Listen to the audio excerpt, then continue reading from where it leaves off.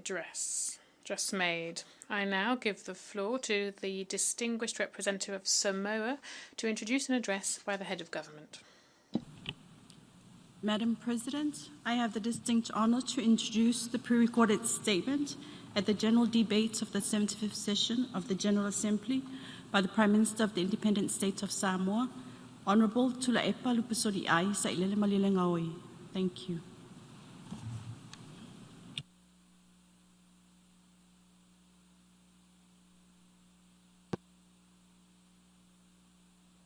Mr. President, distinguished delegates, ladies and gentlemen, our General Assembly session this year is historically unique.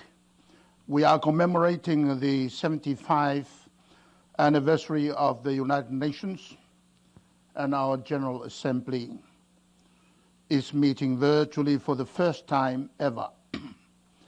But unprecedented times call for innovative solutions, so that as leaders we remain connected and united in our fight against the COVID-19 pandemic and our desire for a secure and peaceful world. Mr. President, celebrating this milestone allows Samoa to reflect on its journey with the United Nations. The United Nations almost 60 years ago ably facilitated our people's aspirations to be a sovereign state founded on democratic principles, Christian beliefs, and our cultural values. Upon attaining independence in January 1962, we joined the UN almost 15 years later, when we felt confident and prepared to assume our role as a global citizen and a dependable member of the United Nations.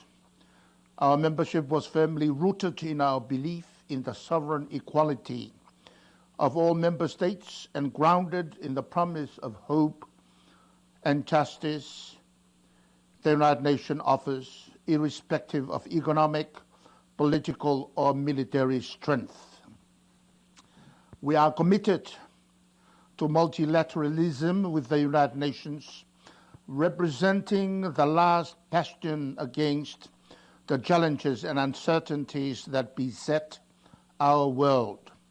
From pandemics to economic crisis, climate change to systemic discrimination, endemic poverty to dangerous threats to peace and security. We need a balance of power among UN members, as well as responsibilities and representation for all people. This would set the scene for partnership bearing promise for the future. The theme for this year's general debate is apt and timely. We need to reaffirm our commitment to multilateralism as we face challenges such as the COVID-19 pandemic, so we can shape the future we want, the United Nations we need. As a Pacific said, Samoa has continued to participate and contribute actively to the global effort to address challenges affecting the development, security, and human rights pillars of the United Nations. Mr. President, we are living in trying, unparalleled times. Never before as leaders were we required to make hard decisions to close our borders and provide near absolute guarantee to our people against the arrival of the COVID-19 pandemic, or to limit community transmission of the virus. The uncertainties we are facing have tested the mettle of our nations and governments like never before. Samoa extends its sincere condolences to our UN family for the lives lost due to the pandemic and pays tribute to the selfless service of all the frontline workers risking their lives to bring COVID-19 under control. While Samoa remain COVID-free, we have not been spared the serious and life-changing impacts on our nation and people who are still recovering from the devastation of the December 2019 measles outbreak that claimed more than 80 young lives. While the experience tested our resolve as a nation, it also strengthened our unity and resilience. Importantly, it reaffirmed our trust in investing in genuine partnerships. The COVID-19 pandemic is a timely reminder yet again of our interconnectedness. When our world is teetering over the brink of uncertainties, we need to be nations united as one. Global solidarity and a unified response is our best armor against the pandemic and the socio-economic impacts our people are facing.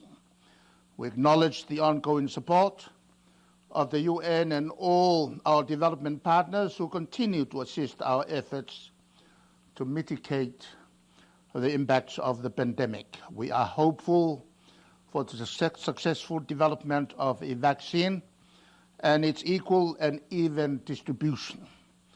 Let us all spread kindness faster than the virus and not hate, fear, and misinformation. Mr. President, what is a future we want and the UN we need? As Pacific says, our future is already uncertain and compromised if the world continues with the current trajectory of emissions causing more than 3 degrees of global warming. This would pose an existential threat for most of our islands. While the pandemic introduced temporary lockdowns, severe cyclones continue to rampage, coastlines whittle away, sea level rises higher, and our oceans yield to the gnawing acidification. While border closures were observed, climate change knows no restrictions and respects no boundaries. Tsunamis, tornadoes, hurricanes, earthquakes, flooding, deadly bushfires, heat waves, and droughts continue to take and devastate countless lives. The heightened occurrence of catastrophic climatic-related disasters all over the world attest to why we must act with absolute urgency, even in the wake of the pandemic. Climate procrastination must end now before the window closes on any chance for us to stabilize the Earth's climate. Critical meetings such as UNFCCC, COP26 CPD, COP15, and the 2020 UN Ocean Conference have been postponed. This, however, should not equate to a deferment of ambitious actions. We need to uphold the Paris Agreement commitments and maintain the needed momentum on ambitious climate action. The United Nations remains the best hope to provide the political will and the necessary commitment to avoid what is an existential threat for many small states of this UN family. We must mobilize all leaders from governments, NGOs, private sector, and empower our youth and rural communities to fight the ongoing threat of climate change and unite against environmental degradation. The 75th anniversary of the UN should be a point of hope for generations to come rather than an end due to a legacy of selfishness, denial, and ignorance. While it is small island states like Samoa that are facing the brunt of the impacts of climate change, no country is immune to the reaches of climate change. Mr. President, we want a future with peaceful societies, free from conflict and nuclear weapons. The United Nations has made notable achievements in its peace and security agenda, but much work still needs to be done. COVID-19 is contributing to increased volatility and instability in some situations. Growing inequality, poverty, armed conflicts, terrorism, and insecurity still exist. People fleeing their homes in search of refuge and safety are becoming the new normal, and the threat of use of nuclear weapons is still present. We condemn international terrorism unreservedly.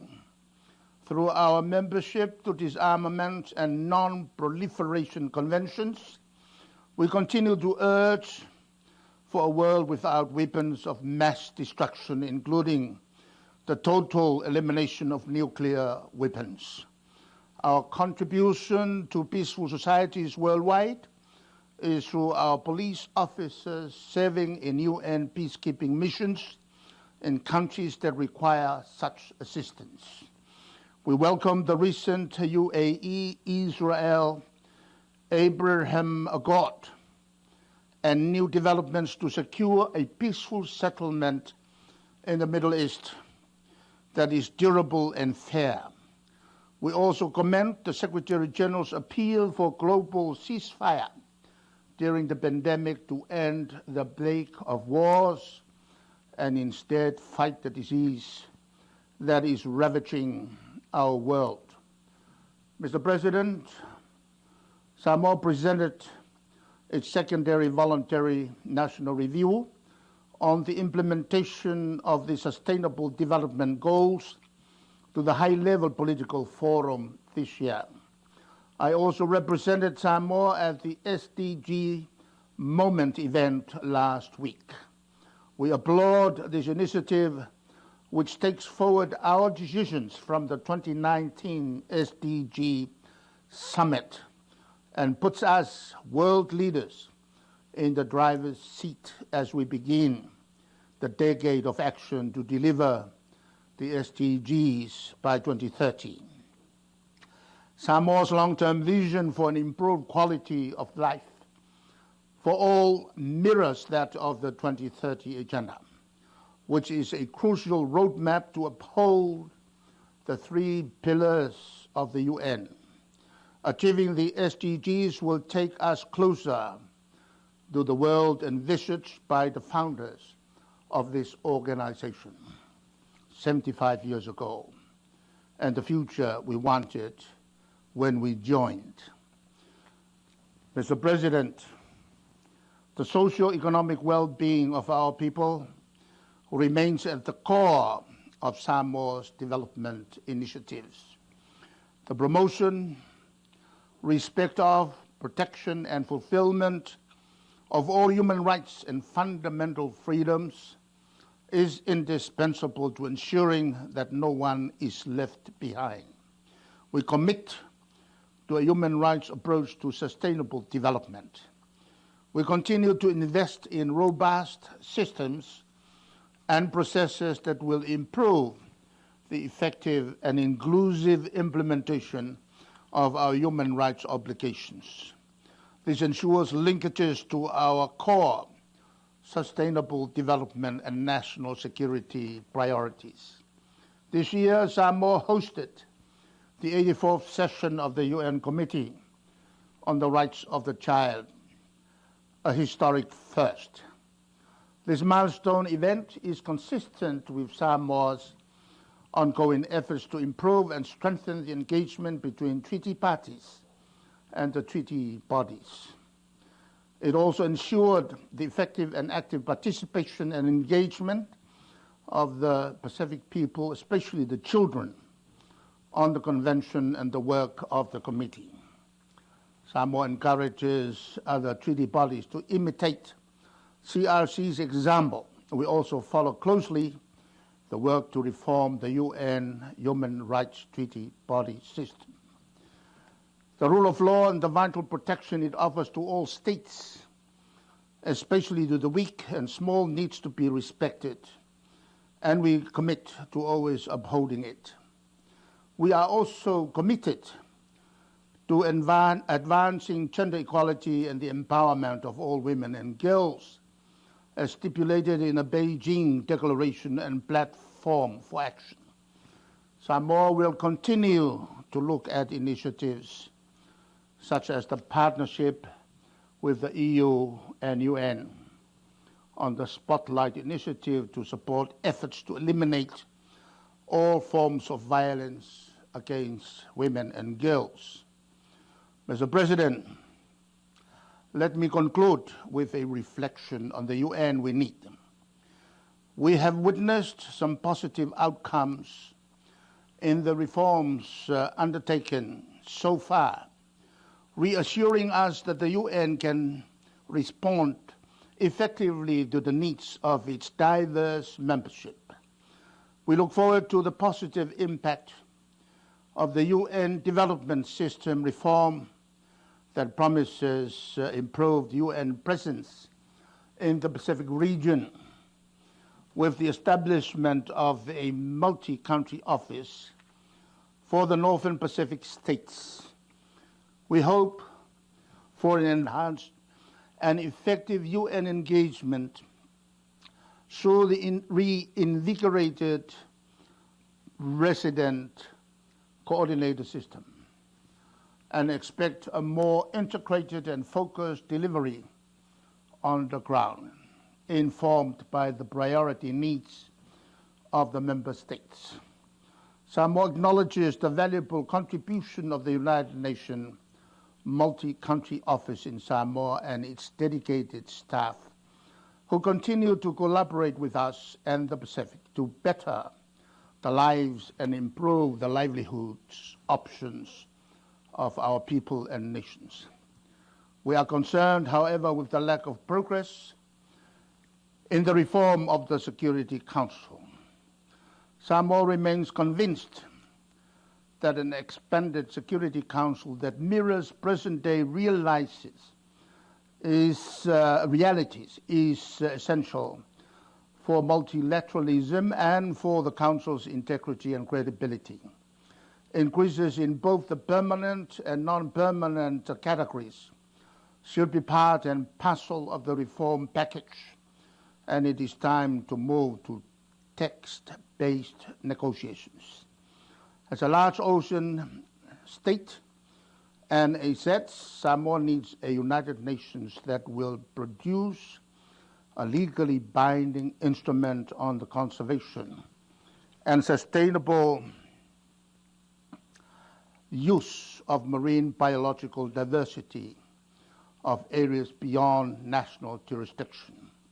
A UN that will continue to recognize the unique vulnerabilities of sets to the impacts of climate change by ensuring the effective implementation of the Samoa pathway.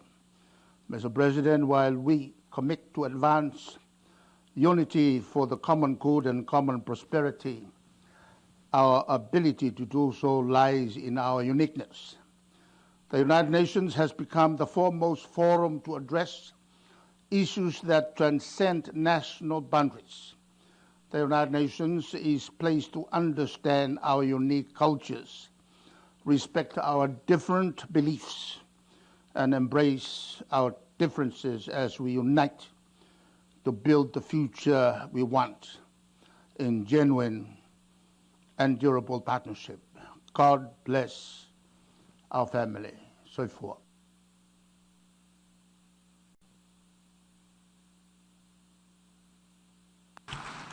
On behalf of the General Assembly, I wish to thank the Prime Minister and Minister for Foreign Affairs and Trade of the independent state of Samoa. I now give the floor to the distinguished representative of Lesotho to introduce an address by the